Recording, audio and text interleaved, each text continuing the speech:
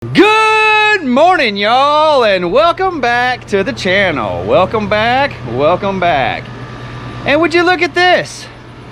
It appears as though my lawn care company came and mowed my yard in the middle of the night. Look at that. Good job. Morning, Randy. I see you've been busy all night, but man, you have got the place looking great. That is one huge benefit of a robot mower. He works all night and gets the job done. So now all I gotta do is weed eat, because they haven't invented the weed eater robot yet, which would be really awesome if they'd hurry up on that. So today is another Sunday fun day where we have to take everything out of this trailer, clean it, maintain it, organize it, and get it ready for the next week.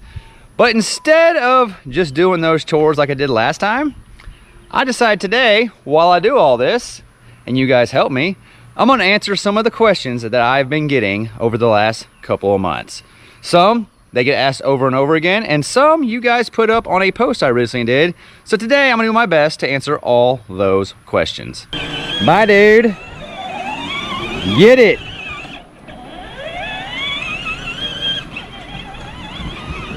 Also, my son has his own little zero-turn mower that we got for his birthday. And this boy right here is a mowing machine. And he will literally do that until it stops moving. I have to charge it up, and then whenever it's full, he will do it again until it stops moving.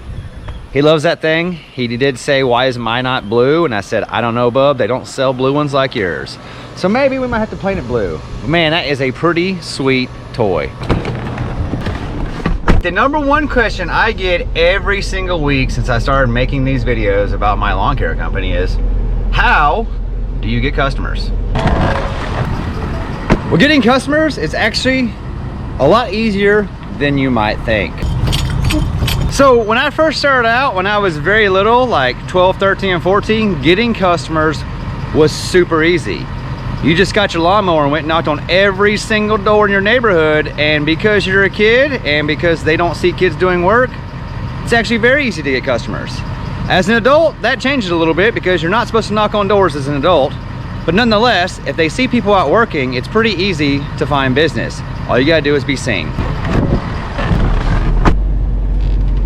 I know you were saying, just be seen, that's all it takes to get customers?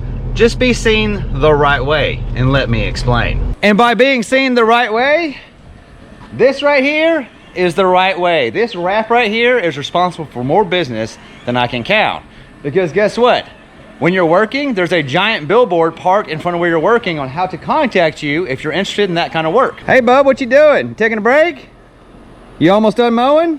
It's looking good, man, I'm not gonna lie, looking pretty good out there.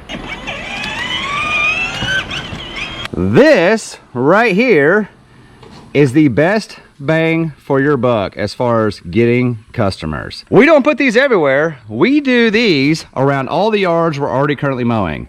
So if we mow your yard, we're gonna try to hit at least 5 customers each direction of that house so we can make our routes very dense and have more customers in one area when we park. But this right here is the best return on your investment. Whatever you spend on this, you will make probably times 10 back, as long as you put them in the right spots. Now, when you're first starting out, you probably don't have the money for a wrap on a trailer or to get door hangers. So the first thing you do is you pick up the phone and you call every single person you know who owns a house that has a yard, and you say, hey, I'd like to mow your lawn.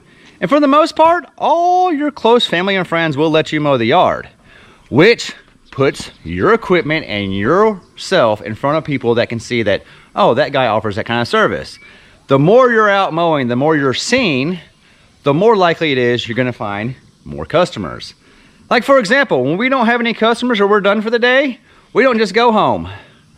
We go scouting. We drive our trailer and truck through neighborhoods that we wanna mow in, and we just check everything out.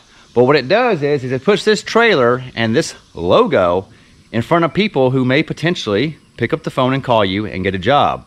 You'd be surprised how many times we drive slowly through neighborhoods that have yards that need to be mowed. And if we make 1 or 2 passes through there, most of the time, we'll get a phone call before we leave and we'll get a new customer in that property.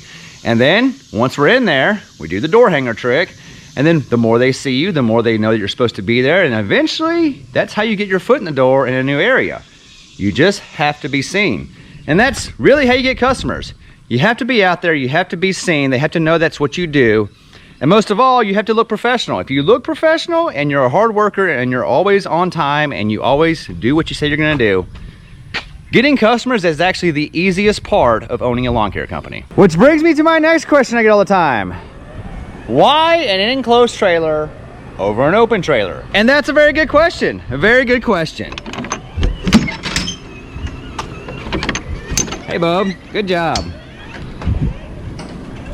So when you are choosing a trailer for a landscaping company, you have two choices. An enclosed trailer or an open trailer. An open trailer is basically expanded metal with low sides. You can see everything, there's no top. All your equipment is exposed to the weather and to other people's hands and eyes that may walk by it. Sure, you can buy racks and stuff that'll keep everything locked. We have all the same racks in here that you would see on an open trailer, and we lock everything as well. The reason I went with enclosed, actually two reasons. Number one, I wanted people to know who I am and how to contact me so that I can get more business. Yes, you can hang metal signs on an open trailer, but it doesn't stand out like this and that being parked and how professional this looks versus a guy with just an open trailer that may not look as professional as a wrap trailer. Really, it was just about image. And two is I don't have a place to store my equipment indoors. Sure, I have a shop, but a trailer really wouldn't fit in there. And I wanted my equipment to stay nice and neat and clean and look very professional at all times. And the best way is to not expose it to the elements 24/7. So not only does it advertise for me, it is a garage for all my equipment that I can lock up at my house and keep it safe and secure. Now I know all trailers can be stolen, but the other alternative with an open trailer is you try to risk it being locked up here, but you're not really locking it up because they can take the equipment out, or you have to incur a cost of storing it at a storage unit that has a lock on it. And we didn't want to do that. So the choice is pretty simple. We wanted a self-contained lawn care trailer that would hold everything we needed and to help us advertise. So that's why we went with an enclosed trailer over an open trailer. Nothing wrong with an open trailer. We just wanted something like this. We got Bubba and Randy both working in this little area. You're about to be done, huh, man? Next question I get all the time, more of a comment, not a question, is did you have to buy a platinum dually to mow lawns? The answer is yes, I did. No, actually the answer is I'm from Texas and I've had a truck since the day I was 16. I've always had a truck. I already owned this truck when I decided to have a landscaping company. So I didn't go buy this to pull this trailer. I already owned this and I said, what can I do for work that I could utilize this truck? Why do you have a truck that big? Well, some of y'all may know me from my previous life and some of y'all may just know me from my mowing life. But in our previous life, we had another YouTube channel where when I quit my job, we sold everything and we went and traveled the United States, pulling an RV and living full-time on the road. Much better. No problems there.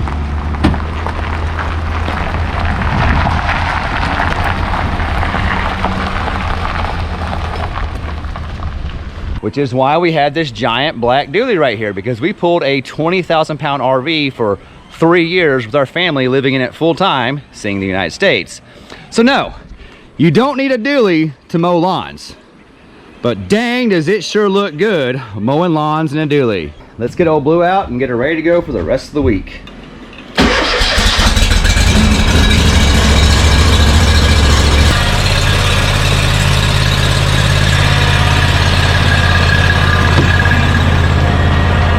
As you can see, the end of last week was pretty rough because we put Blue on the trailer pretty dirty. Mostly because the blower ran out of gas when I was blowing it off, and we were so tired that we said we'll finish it later. Well, now it's later.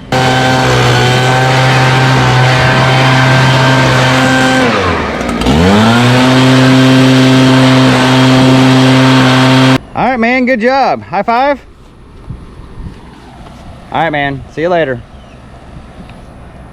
He got hot, he's taking a break. But look at the job he did. Him and Randy are really getting after it this morning.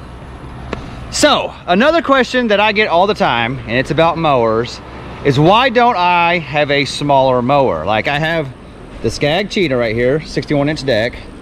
We have the Scag Tiger Cat 2 right there, also a 61-inch deck. But we don't have a smaller mower and we don't have a push mower. And people always ask, why not? And the answer is actually pretty simple. I live in a very country area in Texas. Sure, we have the big city, but it's not really a big city. And there's only 2 or 3 neighborhood type places, which you would call maybe cookie cutter or postage stamp yards.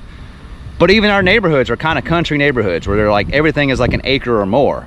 And I really don't want to be mowing an acre or more with a much smaller mower, especially since we live in the country and most of our yards are bahia grass that we call yards. If you didn't mow them, they just become hay fields. So that's why we run big horsepower, big decks, because we don't mow a lot of yards that are small. Like sure, you could make a pretty good living if you decide to just go after the neighborhood yards. And you could very well get you a 36-inch mower and a 48 or a 52 and just be a neighborhood crew. You could do that.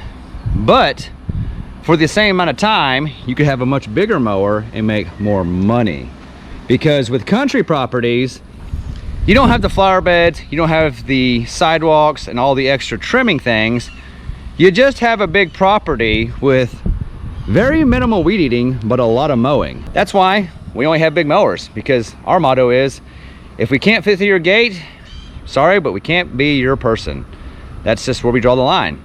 I tried it for a while. I had a 21-inch push mower that we would do backyards with, and I just found it was so much time to do that I'd just rather get off that thing, cover a huge yard, and get gone, as opposed to doing all the little detail work that comes with having small neighborhood yards. That is why we only run big mowers. We only mow big properties. Which is usually followed up with the next question. If you only mow big properties, how come you don't run a 72-inch deck? We actually demoed one last year to find out if we could run a 72-inch deck. And I found out that if you mow everything with a 61-inch deck, there's a huge learning curve to having that extra foot of deck, because you will scalp way more. Like this one scalps more than a 52, well a 72 scalps more than a 61. Until you learn how to drive it. I'm not saying it's not impossible. I'm not saying I wouldn't be about that, but I already had a 61. And that's why I went with the 61 on this one, because I wanted the mower decks to be the same width. That way, when we have 2 mowers running, we don't have weird stripes. There's like a wide stripe and a narrow stripe, a wide stripe and a narrow stripe. That way, either one of these mowers could be mowing the yard and the yard would look the same. That being said, I'm not opposed to a 72-inch mower, because I think I could use it on probably a majority of my properties, no problems at all. It's just some of my properties, it would actually be a no-go situation. Hills, gate, trees, spacing, all that kind of things would make mowing with the 72, it'd just create more work with the weed eater, man, than just mowing with the 61. So, I'm not opposed to a 72. I just think for right now, it doesn't quite work out the way I would love it to. Now, in the future, I may not be opposed to having 72s all the way around and just get rid of some of those customers that don't fit the criteria of a 72-inch mower. But that's in the future.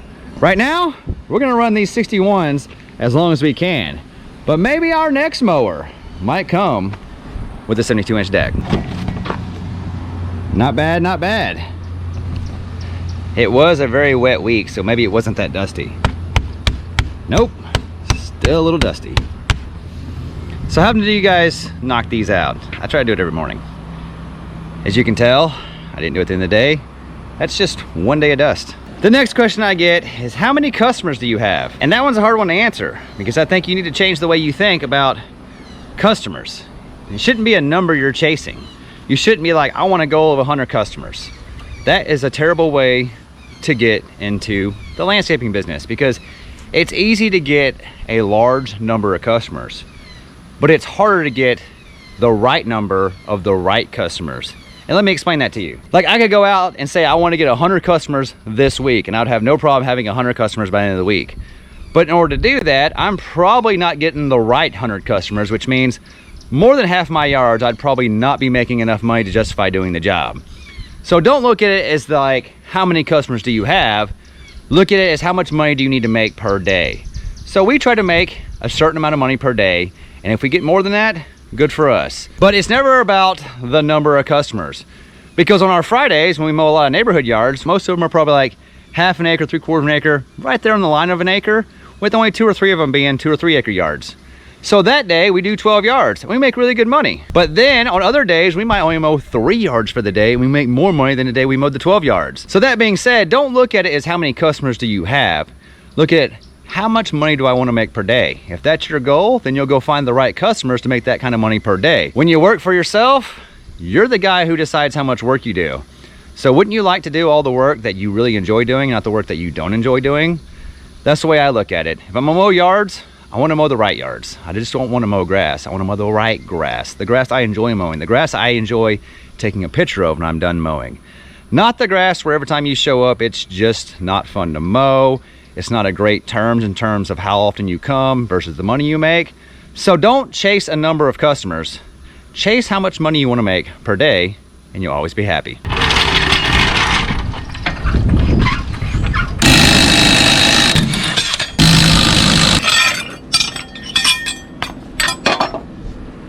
Those weren't bad. Those were in there for about a day and a half. It's not bad at all. They'll go another round or two. And the next question I get all the time is, why don't I use a stand-on mower? That's actually a pretty good question. It comes down to the type of properties I use, but also they really weren't that big of a thing when I bought these. Like, they were out there, but my dealership, they didn't have one, so I never got to really drive one.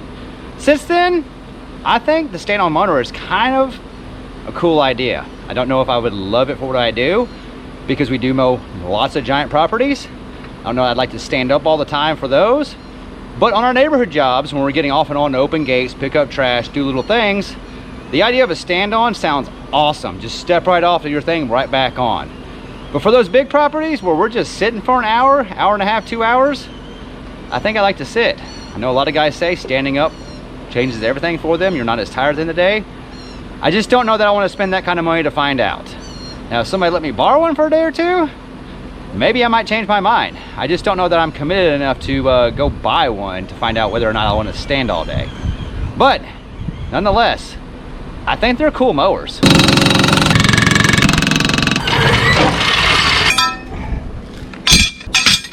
Gonna take these to the blade sharpening department. They're behind schedule right now. They've been swamped. And he's back from his break, back to working. That's a hand right there, I'm not gonna lie. So I get asked all the time, what's better, the blue one or the orange one?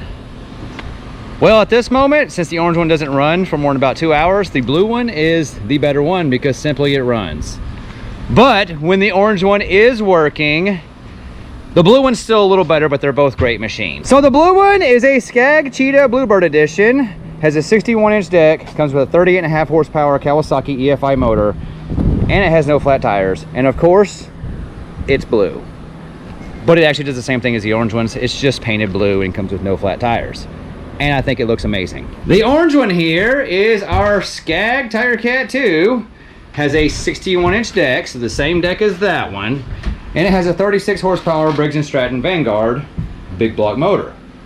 This is actually a very good machine, and up until the moment it started having problems, I was about to buy a second one of those, a matching identical version of those. The only reason I got this was because of some of the issues with that having a problem and me not really wanting to have to go to a 26 horsepower motor to have the same mower but with a Kawasaki on it. So for the Tiger Cat, it comes standard with the 26 horsepower motor. I only got it because I wanted a big horsepower and a 61-inch deck at this price point, because this is about $13,000. But I get 36 horsepower and a 61-inch deck. Also comes with hydraulic pumps and wheel motors. So it has a lot of top of the line features. They're just not as big or fast as some of the top of the line models they have, but still a great mower. Such a great mower that I ran my company for almost 2 years with no problems. And up until I started having the motor problems, I'd have told everybody that's the best mower I've ever ran. This one, however, costs a little bit more. And the reason I got it was because, like I said, I didn't want to have to go down to a 26 horsepower engine for a 61-inch deck. So my next choice is to step up to a Cheetah, which is the next level up from that one.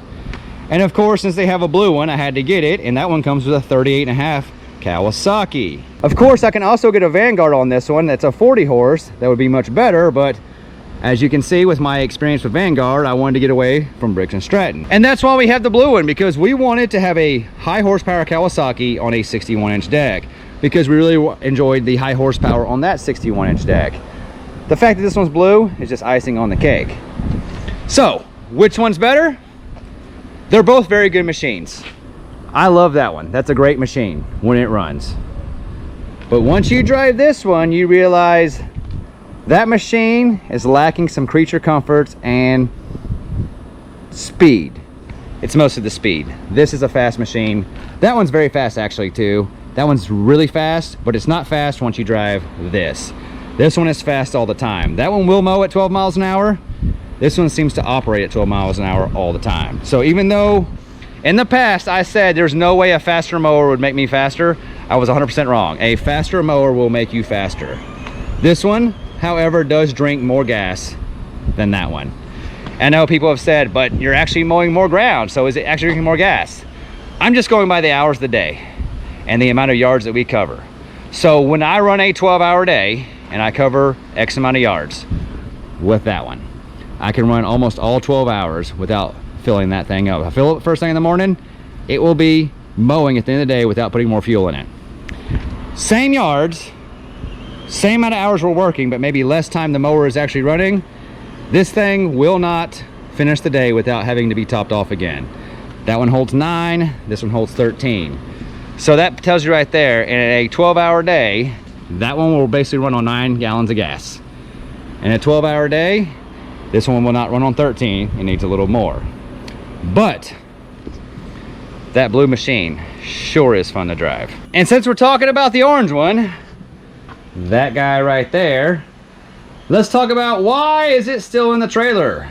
Because I get tons of questions every week because of all the videos about this. Why don't you just get rid of the tire cat?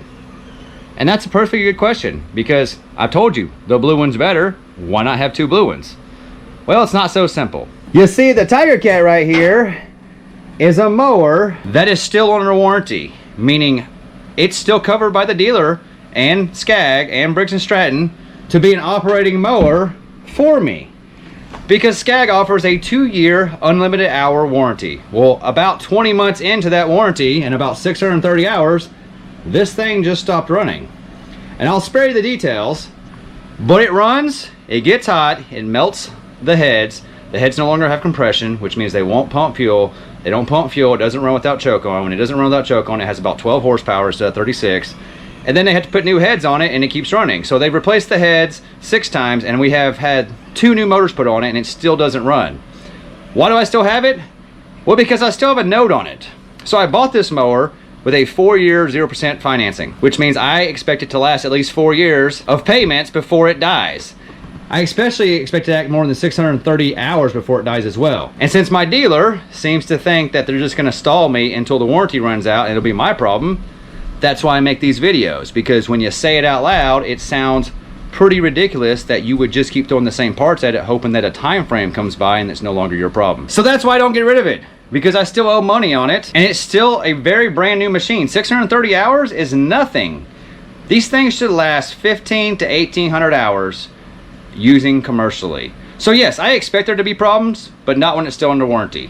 I expect those first 2 years to be pretty much trouble-free, maybe have some small things that 3rd year, and that 4th year when you're thinking about getting a new one, it's starting to cost you a little bit of money because it's getting up there around the 2,000 hour mark, because we put about 500 hours a year on this thing. So we expect 4 years, which is why we finance them at 4 years. You're gonna have to replace this mower at some point. So instead of buying them, you just need to make sure that you make more than it costs you, and you're basically renting it, because when you're done making money, you're gonna have a 2,000 hour machine that is probably not suited for commercial mowing. Even though these are nice mowers, we're buying them to make money. We're not buying them to keep them and run them on our personal properties. Like that Bluebird out there, that's an amazing machine. But I already know in 4 years, it's gonna be a 4-year-old machine with 1,800 to 2,000 hours on it, and I'll be looking at that pretty new blue one that they made, because it'll be time to replace that one, because I understand It's generated my income, it's a little wore out, and at some point it costs more to fix it than it does to replace it. So that's why I haven't gotten rid of the Tire Cat, because this is a great mower. It's a mower that I love to use, and a mower that ran my business for almost 2 years, 20 months to be exactly, and was an excellent mower. You guys saw the videos. I said this is the best mower I've ever ran. So the reason I haven't got rid of it is because they're going to fix it. It's under warranty. They're going to fix it, and now that Briggs and Stratton's involved, it's going way up the chain, because it may be more of an idea that maybe something on the Scag side, either the fuel tanks, the fuel lines, the hydraulic system, something on this mower is causing that engine to get hot. It's no longer just the engine problem. My dealer washed their hands, said it's a Briggs and Stratton problem. Scag sales rep also said it's a Briggs and Stratton problem. They're not going to help me. They've actually told me after Briggs and Stratton got involved that they will not help me anymore unless Briggs and Stratton directs them to. So my dealer has pretty much washed their hands of me, and so has Scag. But I think Briggs and Stratton is going to prove that it probably is a Scag problem to begin with, and then there's going to be probably more drama and more videos about this. And trust me, I don't want to make videos about this orange mower. I'd much rather make mowing videos. But the reason I'm making the videos is because people are kind of brushing me off, and the only way to get attention or to get higher up the chain is to make these videos about it and let the world see. Because it is kind of ridiculous that you would just do this to a customer and then expect them just to be like, okay, that's great, I'll just make it my problem and y'all can just wash your hands of it. I don't think it's fair to me, and it shouldn't be fair to anybody else who might be wanting to buy one of these mowers, whether it's from my dealer, from Scag, from Briggs and Stratton. So that's why I'm making the videos, because this mower is a great mower and it should be running longer than 630 hours without having to need a new motor every time it gets hot. So there, that's why I make videos about it, because I'm going to keep making videos until it gets resolved or replaced. Hopefully it's a happy ending and everything works out great. Honestly, I can't afford to get rid of it because it's worth less than I owe, and I bought it because I needed it to run my company, and it's not done with its life hours. You can expect someone to spend $13,000 on a lawnmower and only get it for 630 hours. That's insane. That's a lot of money per hour just to try to make some money to support your family. That's why we still have the orange one, because it's going to be here with our company until about 15 to 1800 to even 2,000 hours before we decide to replace it. Or sooner if Scag would just make this right. Looks like it's break time again. I'm not gonna lie, the humidity down here in Texas, it'll get you. Time to grease. My favorite activity of the week.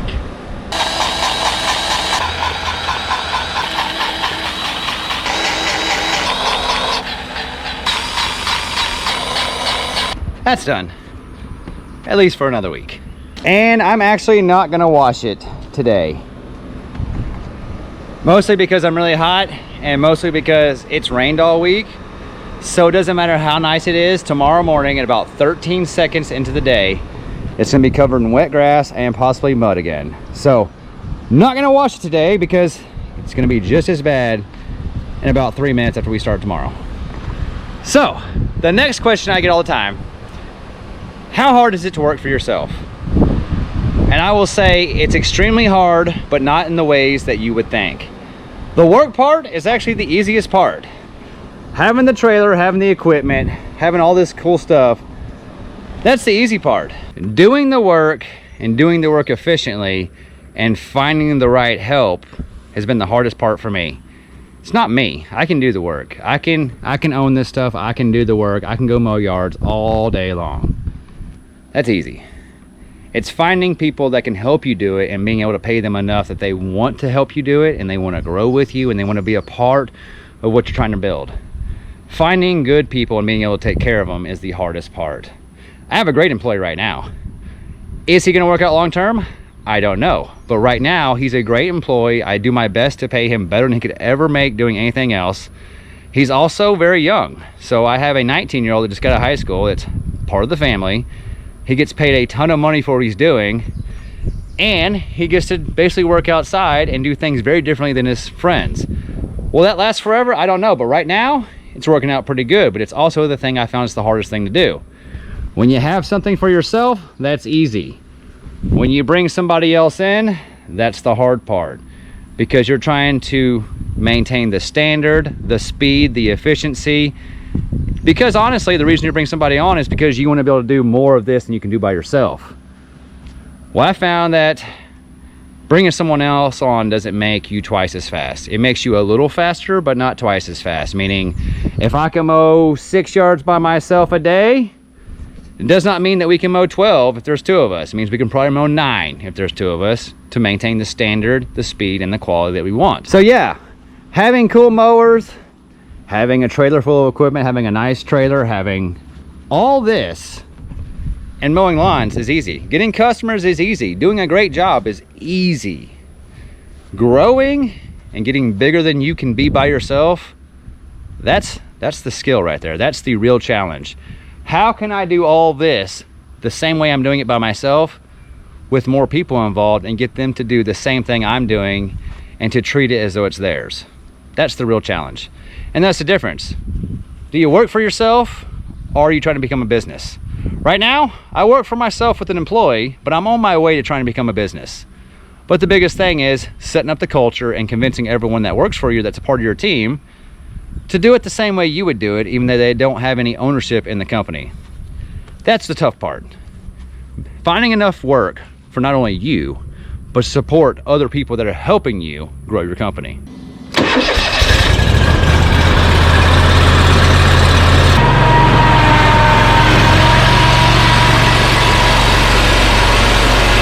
And there's that. The trailer is ready to go for this week.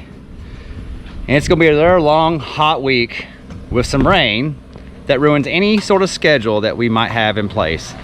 We're just gonna work every day, and by the end of the week, we'll eventually get done. But I can already tell you right now, it's not gonna go the way my schedule says it's gonna go. It's gonna work out. It just ain't gonna be the way you think. And this last question was from my post. Someone who watches the channel asked me a personal question. They said, you told stories about how you mowed lawns in high school and college, and now you mow lawns again in your 40s. What'd you do in between those 2 times? And that's a great question. So for those of y'all that don't know, I started out when I was about 12 years old mowing lawns in my neighborhood. When I could drive, I found out you could leave the neighborhood and go mow lawns anywhere else. And all through high school and college, it was actually my job. That's how I was able to have money and also go to college. I worked all summer, saved money, didn't have to have a job during the school year, which was great because I was actually a college athlete. I ran track at the University of Houston, and they really frown upon athletes having jobs. I sure wish I was an athlete now. I don't know if they give a lot of NIL money for track people, but it sure would have been nice to make some money to play sports. But that's another subject. I didn't have to have a job while I was in college because I mowed lawns. When I graduated college, I didn't know what I wanted to do with my life. Funny, you went to college to figure out what you're gonna do, and when you got out, you just realized you just wanna make money. So I said, well, I mow yards for a while. So I mowed yards from 21 to about 24. So for about 3 years out of college, made this my full-time thing. Much different. I had a bunch of walk-behinds, and we mowed neighborhood yards because we were just outside of Houston, Texas. So postage stamp yards, very small mowers. We had 36-inch and 32-inch mowers. Had to bag everything. It was bam, bam, bam, volume business. And then fast forward, I'm in my 40s, and you guys have met me on this channel having this trailer and these big mowers, and you know what I do now. So this is my second lawn care company to own, once when I was much younger, and then there was a break of about 15 to 18 years in between where I did not mow yards. So what did I do during that time? One of my mowing customers that I had all through high school and all through college asked me one day, now that you're done with college, what are you gonna do when you grow up? And I was like, I don't know, I'm kind of doing it. Mowing lawns, it's pretty good. He goes, but you went to college. I was like, yeah, I did go to college. Man, the money's pretty good and I could grow this into something. And he said, how would you like to make a ton of money and travel the world? And I was like, what do I gotta do? He's like, just go interview with this guy. So I showed up to the interview, and they said, we're gonna send you all around the world, you're gonna make a ton of money. And I was like, doing what? And they said, working on oil field equipment. And I was like, I don't know a single thing about oil field equipment. He's like, don't worry, we'll teach you. So they taught me, and turns out I was really good at doing that job. That was my calling. I was very good at traveling the world with little to no help from anybody because I was in the most remote locations in the world, fixing drilling equipment. So I work for a company who builds drilling rigs and all the drilling equipment you need to put a hole in the ground. Very big company, like the biggest one. And if you know who they are, if you make something they like, they just buy you and put you out of business because they own the market. So they made drilling rigs, like the ones that drill for oil on landman, except for much bigger and much smarter and much more technology, and basically all automated.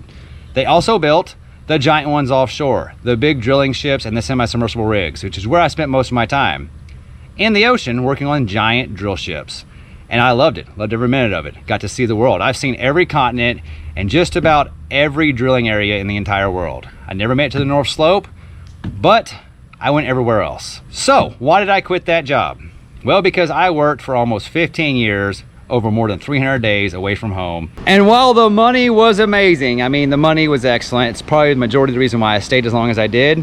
Not to mention, I was very good at that job. It's something I really enjoyed doing. I enjoyed solving complex problems for people, because usually by the time I showed up, it was a big deal. I was the kind of guy who made big problems go away for my company, and I love that about it, because there was no such thing as we can't figure it out or you're on your own. We were the people who made it work and figured it out, and you were not on your own. But really the reason I decided to quit is because I got upper management over there in my life. She was a trooper for about 6-8 years of me working that job.